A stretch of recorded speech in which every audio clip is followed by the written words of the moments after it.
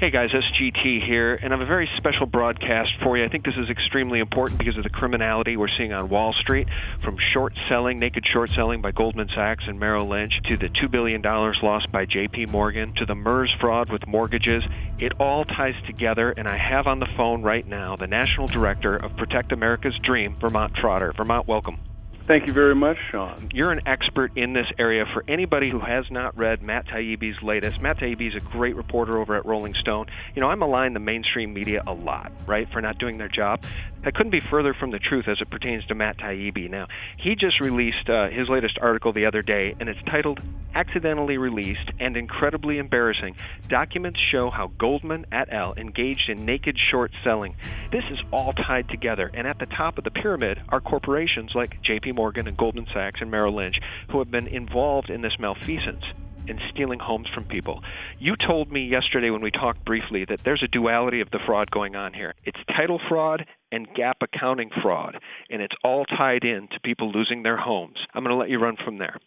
Well, first of all, Sean, I would like to stress to everybody, it's not just people that are in foreclosure or perhaps upside down underwater. It's not those people. It's everybody. This malaise, this fraud, this gap and title fraud affects 70 million homeowners, which is how many people that this MERS fraud has touched. So, it's just that it's discovered at foreclosure. That's when you figure out what happened. And here's what happens in a nutshell when you sit down to sign for a note for a purchase or a resale. Unknown to you, your note has already been securitized. Your signature is fulfilling a quota that needs to be filled because of the repo and the reverse repo markets, the demand that's there. The moment you sign, your note and deed of trust goes through a series of transactions regulated by the pooling and servicing agreements, all of which should be registered at the recorder's office at the county courthouse. But instead, they're registered in the name of MERS, which is a database, and they call themselves a nominee for all the members of the MERS system. Well, okay, so of course everybody's a member of a MERS system. I remember the first time there's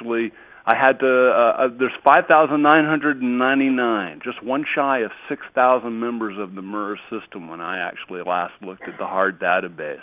The MERS system took the Depository Trust Corporation as its role model when they developed this system. And if you really start to pick at MERS and what they are and what they do, they are literally a bourse. There's this black hole of ownership and title registration that's been totally privatized and can only be accessed by members of the guild. It's just like naked shorts. Okay, so now let's talk about this because, my audience is familiar with the DTTC, right? Don't even get Bix Weir started on this or Andy Hoffman. It's a black hole for share settling at the end of the day. So when you buy and sell your shares on Wall Street and stocks, those settlements need to occur through the DTTC. They're essentially holding your shares in perpetuity. And as others like Jim Sinclair have said, get your shares back in your name so Wall Street can't continue to naked short sell them. Your hands. Yeah, and in your hands. Anyway, this is such a complex topic. Let's get back to MERS as it relates to this fraudulent activity going on.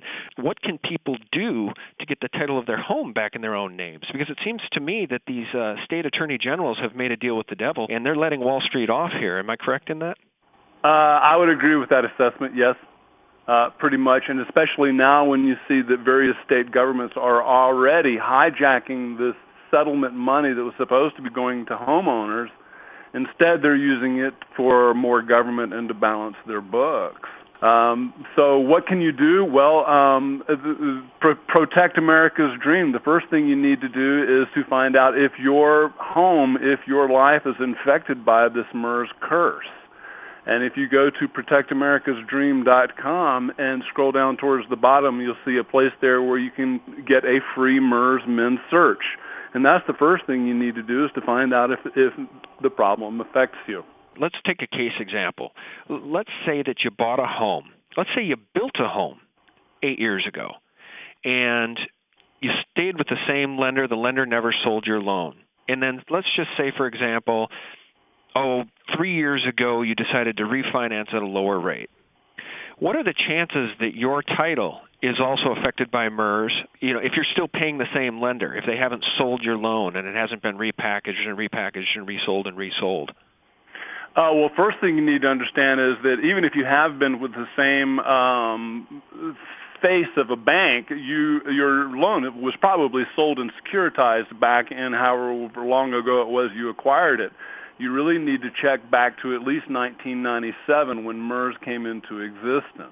But the odds of it being, especially if you refinanced 3 years ago, odds are very high that you've got a MERS on your mortgage, and that you were securitized. There are certain people like the people at WAMU, who WAMU did keep their paper in-house, but they also had their own little securitization game going. And then when J.P. Morgan picked those guys up, it's just the water has got ever more murky. Okay, so one of the key takeaways you told me about is that it's your home, it's about your title. And the problem is that most people don't have one.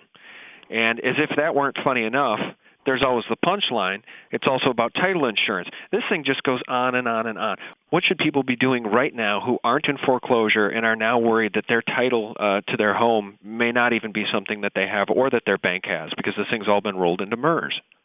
It's all been rolled into MERS and securitized and sold, just like everything else that your listeners are aware of has been securitized and sold off. I mean, it's all gone. That's the first thing you need to understand, and it's all interconnected. You need to find out if you have MERS on your mortgage. Find out if you are infected with that. There are two certain common areas that everybody has. The first one is that aha moment when you realize, A, what they've done, and B, what that means to you personally. And then the end game, which ultimately, in my opinion, is going to end up being a quiet title action. You'll probably see institution of land courts where it's like, oh yeah, one of those again. Okay, what do you want us to do? And you sort of we have to reconstruct the land title records at the county courthouses. Right now, that has been hijacked. That information has been absolutely hijacked, and nobody knows what it is unless you're a member of the guild. Okay, so is there anything that anybody can do that is simple? Tell us about your website. I mean, this is such a complex issue, and I like to think I'm fairly well educated on a lot of these issues. What are the first steps? Protect America's Dream is a website that's set up to take someone who is just coming to the realization of the full damage that's been done to this country on issues of title, introduce you to the subject matter, and then teach you, and then kind of get you over your learning hump, the learning curve that everybody's got to go through. As I mentioned, what happens between the aha moment and at the end game when that individual parcel has a quieted title. There's a lot of things that can happen, and what happens to you individually is what is most, what works for you most as an individual. What are your desires? What are your goals? There is no single silver bullet answer of what to do, other than make yourself aware of the true issues that are at hand here in regards to the title to your house. Figure out what that means to you. Figure out, how to move forward. Build a plan from that. The end game, ultimately, as I say, for the piece of property is going to end up having to be a quieted title, because that's the only way we'll ever be able to put this mess back together again. Okay, well, as if people don't have enough to worry about in this country, you wrote to me that unless you take action to clear things up, the title to your home will remain hopelessly clouded. Title is absolute. You can't have a little bit of title. What is a clouded title worth to you? No one can buy, no one can sell, no one can deliver a clear title at the end of a mortgage obligation. But the issue, Vermont, is that people are buying and selling homes all day long in this country. So what is the crux of the problem? The crux of the problem is that people don't look. I can give you some very clear examples of where problems have popped up. You'll read about Joyce Riley on our website, Protect America's Dream. Joyce Riley bought a house for cash 3 years ago and is being foreclosed on. Actually, it turned out later that she wasn't being foreclosed on, but in trying to fight it, she discovered that the person that she bought the property from did not have the title to deliver when she paid cash for it. So now she's out $60,000 and nobody knows who owns the property. There were a couple of court cases out of Massachusetts Supreme Court. The first one called Ibanez, the second one called Bevilacqua, and it deals with these very issues.